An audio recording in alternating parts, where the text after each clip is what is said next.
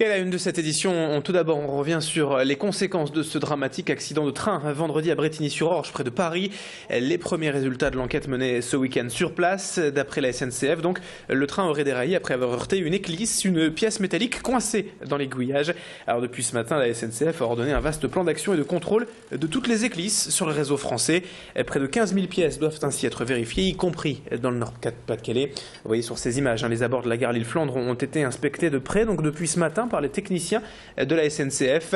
Macha Grunessen était sur place, bien sûr, pour suivre cette intervention et a recueilli les explications d'un des responsables techniques donc, de la SNCF, Philippe Péclin, que l'on écoute. On est clairement, suite à l'incident de vendredi, à une vérification spécifique sur tous les appareils qui ont une configuration similaire à celle de Brétigny. Donc on vérifie les assemblages des cœurs de traversée, donc c'est un appareil particulier dans l'établissement où on a vérifié les assemblages de ce cœur de traversée sur l'ensemble de la Frapole. Donc sur l'ensemble du Nord-Pas-de-Calais. Vous avez pu voir, alors on a vérifié quelques serrages de boulons, mais rien de particulier qui nécessitait, qui sont hors normes par rapport à d'habitude. En plein cœur de l'actualité de l'été, on prend le temps également sur Grand Lille TV de vous présenter ce nouveau mode de transport à Lille. Pourtant déjà bien connu des Parisiens, il s'agit de la moto-taxi.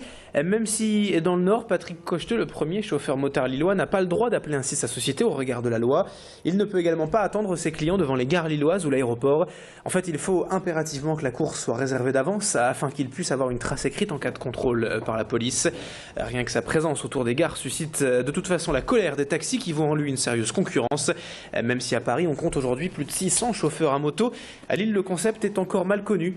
Quant au prix de la course, pour info, c'est un peu plus cher qu'un taxi voiture, mais ça va plus vite bien sûr et l'heure d'arrivée est même garantie en cas d'embouteillage. Écoutez ainsi les explications de Patrick Cocheteux, le créateur de cette société Driving Motors, à propos de cette concurrence à Lille au micro de Macha Grunessen. La réglementation, c'est travailler uniquement sur rendez-vous. Ne pas aller prospecter dans les gares, ni circuler autour des gares, ni stationner autour des gares, en quête de clients.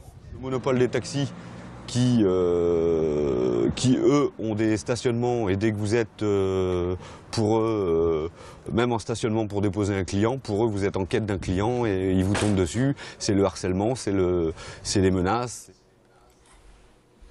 La politique, tout de même, dans cette édition, malgré les vacances, malgré l'été, l'information ne s'arrête pas et nous offre même quelques rebondissements savoureux. Car il y a près d'un mois, Hervé Marie-Morel s'annonçait comme le candidat investi officiellement par l'UMP pour les élections municipales de mars prochain à Fâche-Tuménil.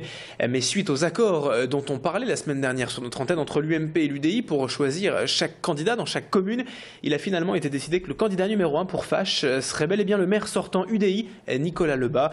Hervé Marie-Morel est donc contraint de se retirer mais sans pression selon lui. Nous l'avons joint tout à l'heure par téléphone. Ce n'est pas mon choix puisqu'effectivement vous constatez que M. Lebas, ayant l'investiture de l'UMP et de l'UDI, a rejeté complètement ma présence. Et mon objectif est de servir mes concitoyens. Et ceux qui m'ont appelé, et je vous donnerai le nom de la ville dans quelques semaines, considèrent que je serai plus utile chez eux qu'à Fâche-Tuménil. Je pense qu'effectivement ce sera le cas. Et donc, je souhaite bonne chance à l'UMP et à l'UDI à Fâche-Tuménil. Et j'espère qu'effectivement, l'équipe sortante sera réélue et qu'elle fera ce qu'elle a promis, c'est-à-dire qu'elle siégera avec l'UMP à la communauté urbaine. Une information à la une également dans cette édition, la disparition inquiétante de deux prostituées nigérianes à Lille. A-t-on appris ce matin de sources judiciaires? Ces deux jeunes femmes avaient disparu après avoir toutes les deux suivi un client à Douai. La première c'était en mars dernier, l'autre il y a tout juste 10 jours. Et comme plusieurs éléments montrent que les deux disparitions sont liées, les deux cas ont été rapprochés par la police judiciaire et le parquet de Lille qui a donc ouvert une enquête. Mais l'inquiétude grandit bien sûr dans l'entourage des deux filles qui pensent qu'elles sont en grave danger. Autre information en bref et dans un tout autre registre, le LOSC jouait hier son premier match amical de préparation. Les Dogs se sont imposés face à Dijon, équipe de Ligue 2, score final 3-2. Les Lillois ont pourtant été menés 2 fois au score et n'ont emporté la victoire qu'à 2 minutes de la fin avec un but du jeune attaquant d'Ivoire Origi. Le prochain match amical des Dogs est prévu ce samedi face à Mons à 17 h, c'est donc en Belgique. Et puis enfin, on termine cette édition avec ces images toujours très agréables de l'île-plage avec le soleil en prime depuis le début des vacances. Et jusqu'au 18 août, du mardi au dimanche, l'attraction phare de l'été à Lille ouvre ses portes gratuitement avec beaucoup d'activités sur place, pour les enfants bien sûr, mais aussi les adultes, même si certains estiment que les adultes ont été un peu oubliés, que des activités bien spécifiques aux plus grands auraient pu être pensées.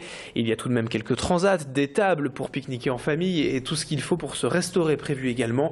Ce que regrettent surtout les vacanciers, c'est l'affluence, la rançon du succès en quelque sorte, avec toujours, tous les jours, beaucoup de monde au rendez-vous de l'île-plage. On écoute certains de ces vacanciers lillois au micro de Rémi Pagès.